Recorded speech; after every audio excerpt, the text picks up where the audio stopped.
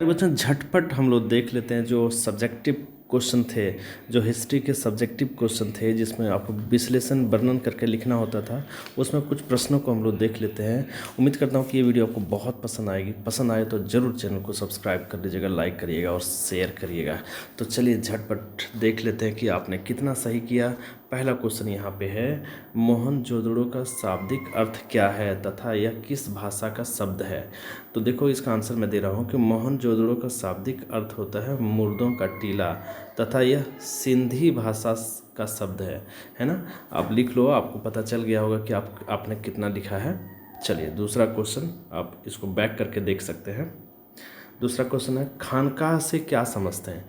खानकाह से क्या समझते हैं? तो देखो, धर्म प्रचारकों के ठहरने या रहने का स्थान खानकाह कहलाता है। यानी धर्म प्रचारक, जो भी धर्म प्रचारक है उनके रहने या ठहरने का स्थान जो है उसे खानकाह कहते हैं, है ना। चलिए अगला सवाल ले लेते हैं, गोपुरम क्या है। देखो, यह स्मारकीय अट्टालिका है जिसे दक्षिण भारत के मंदिरों के द्वार पर स्थित होता है। यानी एक तरह से आप कह सकते हैं कि चित्रकारी या यूँ कह सकते कलाकारी है जो दरवाज़ों के, मंदिरों के दरवाज़ों के दरवाज़ों में लगाया जाता है। नेक्स्ट है, हुमायूंनामा की रचना किसने की। तो हुमायूंनामा की रचना गुलबदन बेगम ने की, है ना। चलिए नेक्स्ट क्वेश्चन है, संथाल विद्रोह के प्रमुख नेता के नाम। तो सिद्धो कान्हो, है ना, सिद्धो कान्हो चांद भैरव, यहाँ और भी लिख सकते हैं चांद भैरव, ठीक है। चलिए नेक्स्ट क्वेश्चन है, आइन ए दहसाला प्रणाली के प्रतिपादक कौन थे। तो इसके प्रतिपादक थे राजा टोडरमल, है ना। चलिए नेक्स्ट क्वेश्चन ले लेते हैं, इंडो सारासेनिक स्थापत्य शैली का भारत में दो उदाहरण दें। तो देखिए यहाँ आप लिख सकते हैं, दे सकते हैं, भारत में इस स्थापत्य के ढांचे जैसे घड़ी की टावर और कोर्ट हाउस जो बने हैं वह इंडो सारासेनिक स्थापत्य की शैली है ना। उम्मीद करता हूँ कि आपने यही लिखा होगा। आप आंसर को मिलान कर लीजिए। नेक्स्ट है, धम्म नीति क्या है। देखो धम्म नीति आसान है। धम्म नीति का अर्थ होता है अशोक के शांति और अहिंसा को बढ़ावा देना। जब कलिंग में जो नरसंहार हुआ तो अशोक ने शांति और अहिंसा का मार्ग चुना और उसी को धम्म नीति कहा जाता है। नेक्स्ट है, बासरा तथा बेसरा से क्या समझते हैं। देखो मैंने बहुत मेहनत किया बच्चों, आप इसे देखिए, मिलाइए और चैनल को सब्सक्राइब जरूर करिएगा। देखो बासरा संत खनकाहों में रहते थे जबकि बेसरा खनकाहों का तिरस्कार कर रहस्यवादी तथा फकीर के रूप में रहते थे। तो देखिए ये बासरा जो थे वो खनकाहों में रहते थे, खनकाह हो गया जहाँ संत रहते हैं, और बेसरा जो थे वो खनकाहों का तिरस्कार कर, उसे बहिष्कार कर रहस्यवादी जिंदगी तथा फकीर के रूप में रहते थे। उम्मीद करता हूँ कि आपने यही लिखा होगा। नेक्स्ट क्वेश्चन है, स्थायी बंदोबस्त कब, कहाँ तथा किसने लागू किए। देखो इसका आंसर हो जाएगा, स्थायी बंदोबस्त बंगाल में, कहाँ पे, बंगाल में किसने लागू की, लॉर्ड कॉर्नवालिस द्वारा। कब, 22 मार्च 1793 में लागू किया गया। तो इसका सही आंसर हमने लिखा क्या, स्थायी बंदोबस्ती जो है बंगाल में लॉर्ड कॉर्नवालिस द्वारा 22 मार्च 1793 में लागू किया गया।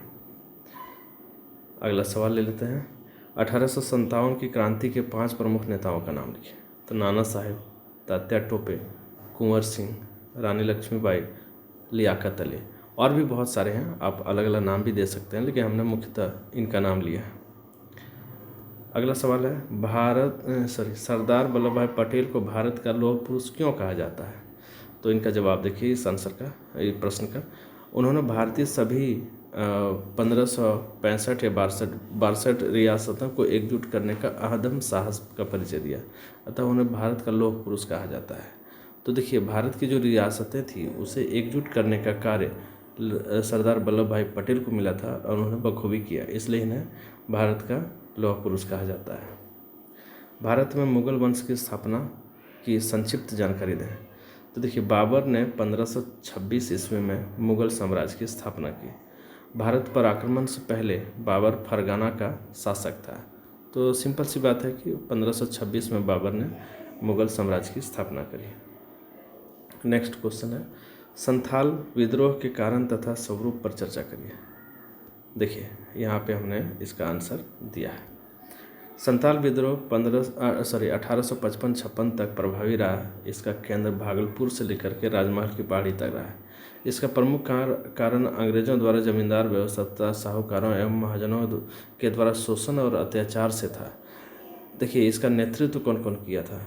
इसका नेतृत्व जो है सिद्धू कानू चांद भैरव ने किया था, है ना। अगला है भारतीय संविधान की प्रमुख विशेषता का चर्चा करें। देखिए भारतीय संविधान की चर्चा आप जैसे करिएगा तो बहुत विस्तृत उसकी आपको चर्चा करनी पड़ेगी, लेकिन कुछ हमने प्रस्तुत किया है। लिखित तथा निर्मित संविधान जो है भारत की है।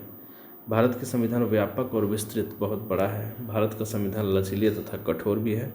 भारत का संविधान गणतंत्रात्मक प्रणाली पर है। भारत का संविधान संपूर्ण प्रभुत्व संपन्न राज्य के रूप में है और भारत का संविधान संघात्मक शासन व्यवस्था के रूप में है। आप इसको विस्तारित से लिख सकते हैं। अगला सवाल है, हड़प्पा सभ्यता की प्रमुख विशेषताओं की चर्चा करें।